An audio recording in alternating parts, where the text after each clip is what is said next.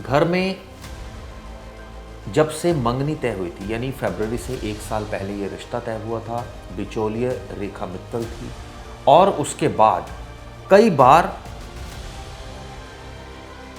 आना जाना रहा सिया का घर में। और परिवार को आप सोचिए बीच बीच में हिंट भी मिल रहे हैं कि भाई पासपोर्ट कैसे चोरी हो गया एक आदमी का, बाकी किसी का चोरी नहीं हो रहा, सिर्फ केतन का चोरी हो रहा है। बाली का ट्रिप कैंसिल, बार बार लोहगढ़ जाना, ये भी परिवार को खटक रहा था। लेकिन अब बच्चे की जिद थी, शादी होने वाली थी, तो बात बन गई, यानी मान ली गई बात। और आप सोचिए कि सिया ने कन्विंस किया कि तीसरी बार भी भेज दो, क्योंकि बर्थडे के दिन प्लान था, उससे पहले उसको वहाँ प्री वेडिंग शूट करना था, फिर भेज दिया।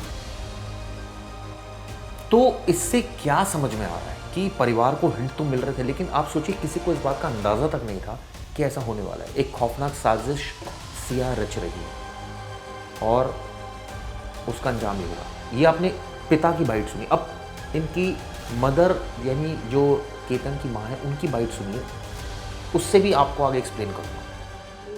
मुझे एक बार भी नहीं लगा कि सिया ऐसे करेगी, लेकिन मैं उस चीज़ में बहुत सदमे में हूँ। मेरे बेटा चला गया है, बहुत ज़्यादा सदमे में हूँ इसमें। मुझे एक बार भी नहीं लगा सिया ऐसे है। मुझे पुलिस की पूरा सपोर्ट चाहिए, पुलिस ने मेरे को साथ देना चाहिए। प्लीज़ मेरे बेटे को इंसाफ दिलाओ, मैं इतना ही बोलूँ। और जल्द से जल्द कार्रवाई करवाई जाए, कट से कट सज़ा सिया को, सिया की फैमिली को दिया जाए। मुझे इतना ही, मेरे बेटे को शांति चाहिए। मेरे घर में जहाँ खुशी का माहौल था, जहाँ दुख हुआ है, वैसे ही उसके घर पे भी हो जाए प्लीज़। मेरे को पूरा इंसाफ चाहिए मेरे बेटे के लिए।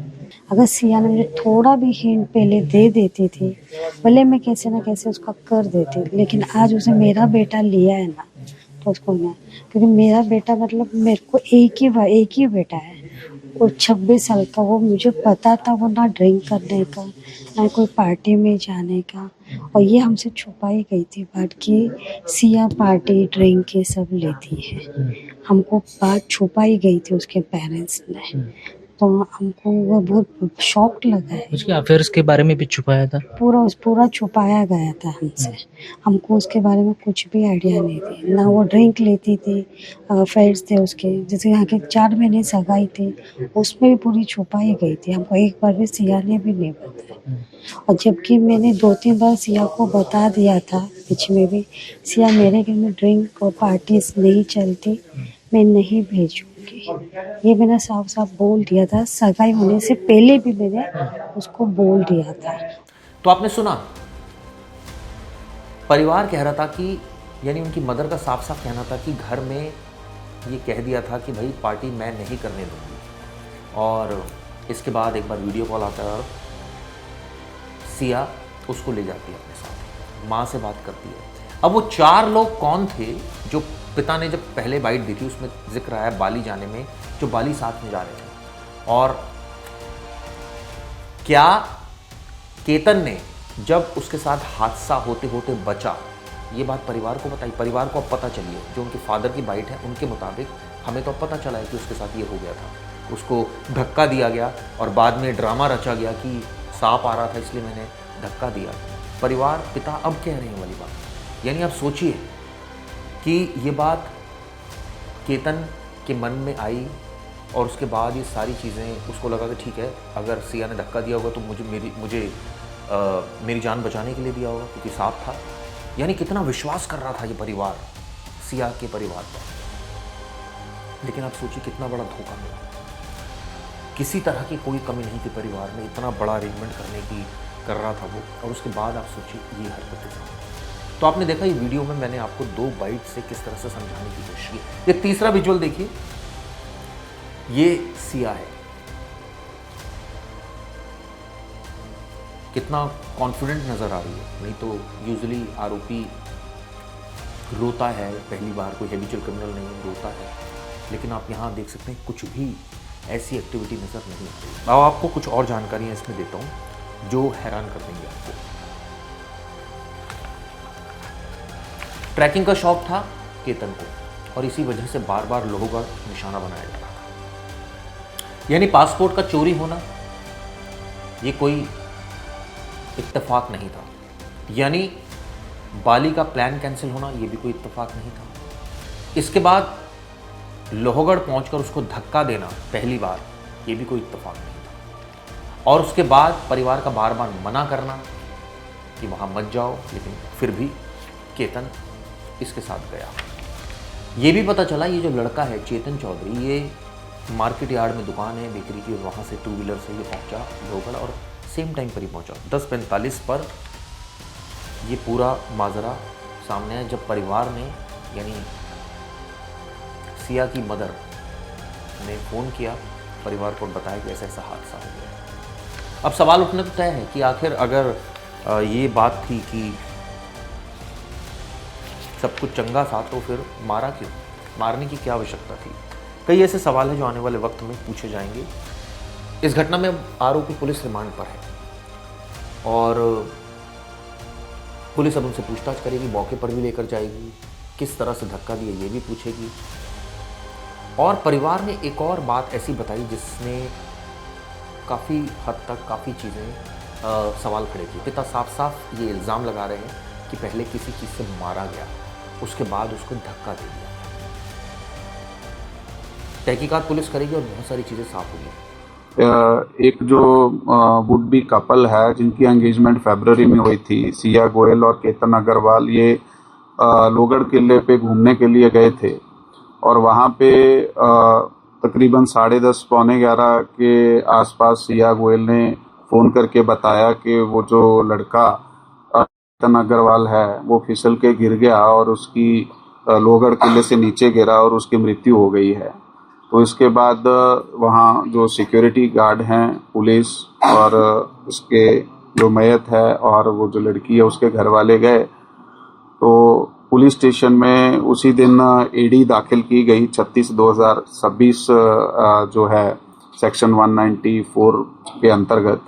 तो ये केस दाखिल करने के बाद फिर जो आगे तपास किया गया, उस तपास में कुछ बातें हमारे सामने आई।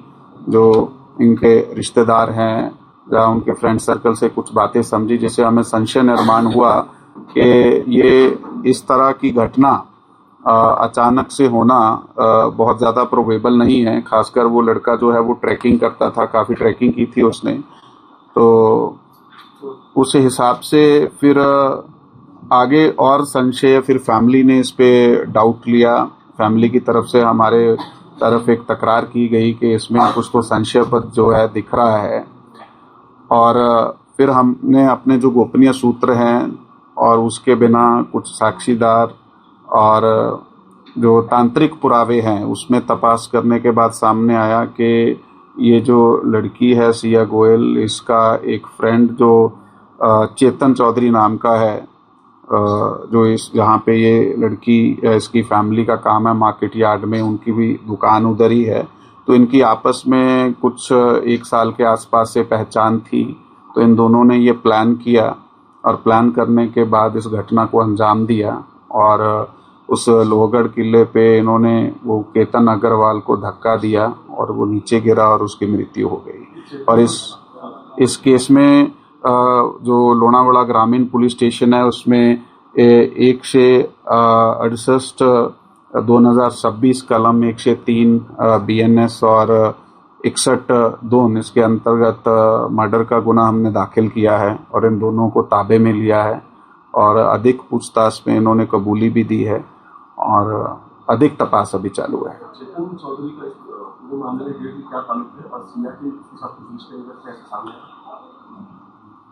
ते एकमेकाचे संपर्कात आणि संबंधात होते। हाँ, इन दोनों का आपस में संबंध था जी। पहली बार ही हुआ है, इससे पहले इस तरीके का अटेम्प्ट कोई हुआ है? क्योंकि इन्वेस्टिगेशन में ये भी समझ में आ रहा है बाकी तौर पर कि पहले कुछ बाली का प्लान था, उसके पासपोर्ट फ्रॉड किया जी।